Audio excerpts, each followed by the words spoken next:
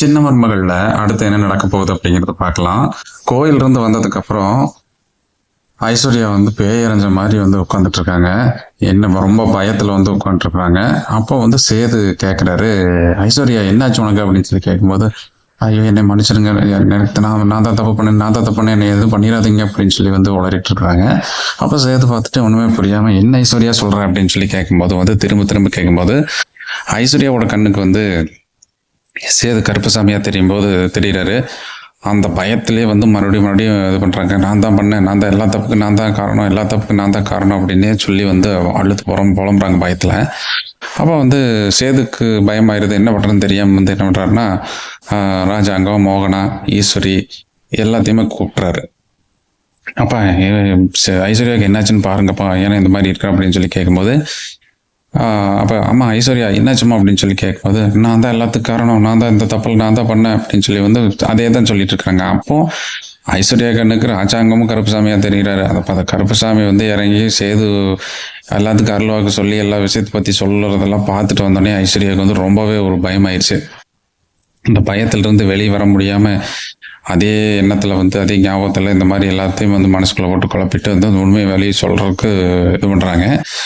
அப்போ இதையெல்லாம் பார்த்துட்டு மோகனை என்ன பண்றாங்கன்னா, ஏப்பா சேது டாக்டர் வர சொல்லி பார்த்துலாம்ப்பா, ஐஸ்வர்யா பார்க்கறதுக்கு ரொம்ப பாவமா இருக்குப்பா அப்படின்னு சொல்லி வந்து சொல்றாங்க.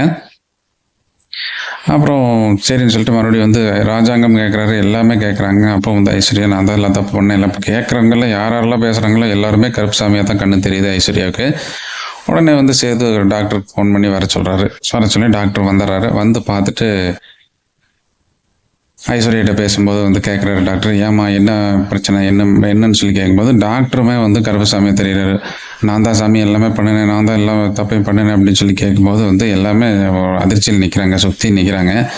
அப்போ வந்து டாக்டர் கேட்குறாரு, என்ன உண்மைமா, என்ன உண்மைன்னு சொல்லுங்க அப்படின்னு சொல்லி கேட்கும்போது வந்து நான் தான் தமிழ்ச்செல்வி குரலில் பேசினேன், சக்திக்கு ஜெனிக்கு அந்த கல்யாணம் பண்ணி வைக்க சொல்லி மாமா சொன்னதாக வந்து தமிழ்ச்செல்வி கிட்ட சொன்னேன், தமிழ்ச்செல்வி அப்பா கிட்ட சொன்னேன் அப்படின்னு சொல்லி பேசுகிறாங்க. டாக்டருக்கு ஒன்றுமே புரியல. வந்து திருப்பி கேட்குறாரு, ஆமாம் தமிழ்ச்செல்வியோட ஃபோன் எடுத்து நான் தான் அந்த மாதிரிலாம் பேசினேன், அதுக்கெல்லாம் காரணம் நான் தான், என்னை மன்னிச்சிருங்க அப்படின்னு சொல்லி வந்து சொல்லிட்டு இருக்கிறாங்க.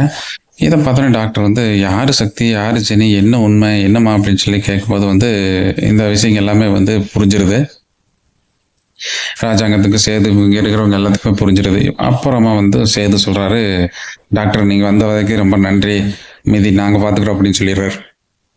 இந்தாங்க ஃபீஸ் அப்படின்னு சொல்லி கொடுத்து அனுப்பிச்சிடுறாரு. டாக்டர் போனதுக்கு அப்புறம் பார்த்து சேது கேட்கறாரு, ஐஸ்வர்யா நீ சொல்றதெல்லாம் உண்மையா அப்படின்னு சொல்லி கேட்கறாரு. ஆமா மாமா நான் தான் உண்மைதான், நான் சொல்றதெல்லாம் உண்மைதான் அப்படின்னு சொல்லி கேட்கும்போது ஈஸ்வரி வந்து ஓ இது நம்மளை எல்லாம் மாட்ட வச்சு விட்டுருவா, உண்மையெல்லாம் உளறி விட்டுருவா போல் இருக்குது அப்படின்னு சொல்லிட்டு வந்து ஈஸ்வரி வந்து ஒரு பதட்டத்தில் இருக்கிறாங்க. கண்ணை உருட்டி பார்த்து ஒரு சைகை பண்றாங்க. ஆனால் ஐஸ்வர்யா வந்து அதெல்லாமே கண்டுக்கிற மாதிரி தெரியல.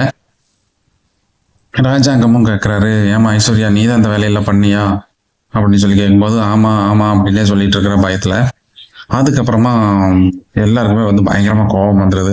சேது சொல்றாரு, என்னோட வாழ்க்கையே வீணாக்கிட்டே நீ அப்படின்னு சொல்லி வந்து சத்தம் போடுறாரு. அதுக்கப்புறமா ஐஸ்வர்யா வேற வழி இல்லாம சேது காலில் விழுந்து என்னை மன்னிச்சிருங்க மாமா, ஏதோ தெரியாம பண்ணிட்டேன், இனிமேல் யாரோட வாழ்க்கையை நான் கிடைக்க மாட்டேன் அப்படின்னு சொல்லி சொல்றாங்க. அதை கேட்டோன்னு சேது பயங்கரமா கோபம் வந்து போட்டு அடின்னு அடிக்கிறாரு.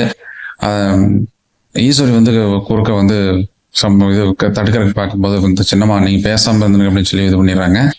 அப்புறம் அடிக்காதப்பான்னு சொல்லும் போது எல்லாருமே பயங்கர டென்ஷன்ல இருக்கிறேன். என்னோட வாழ்க்கை தொலைச்சிட்டு நான் வந்து ஏப்பா நீங்க ஜெயிலுக்கு போனதுக்கு காரணம் இவதான்ப்பா, தமிழ்ச்செல்வி நான் வந்து அவதான் பண்ணியிருப்பான்னு நினைச்சிட்டு நான் வந்து இது பண்ணேன், நான் உயிரா மதிக்கிற உங்களை வந்து ஜெயிலுக்கு அனுப்பிவிட்ட பாவத்தை பண்ணியிருக்காப்பா இவா அப்படின்னு சொல்லி மறுபடியும் அடிக்கிறாரு.